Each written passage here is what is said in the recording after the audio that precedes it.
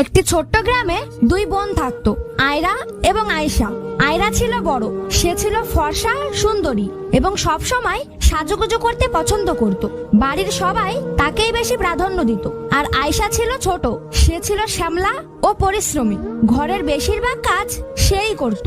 একদিন একটা ধনী পরিবারের ছেলে আয়রাকে দেখতে আসবে শুনে বাড়ি জুড়ে প্রস্তুতি শুরু হলো।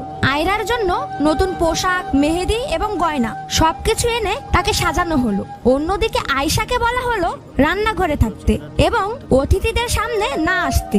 অবশেষে অতিথিরা এলেন এবং আয়রাকে সবার সামনে বসানো হলো। সবাই আয়রাকে দেখে প্রশংসা করলো, কিন্তু হঠাৎ করে একজন অতিথি কফি চাইলেই আয়রার মধ্যে অস্থিরতা শুরু হলো। তখন আয়শা রান্নাঘর থেকে বের হয়ে এসে কফি পরিবেশন করলেন। ছেলেটির মা জিজ্ঞাসা করলেন, ও কে? মা তখন কিছুটা অস্বস্তি বোধ করে বললেন, ও হচ্ছে আয়রার ছোট বোন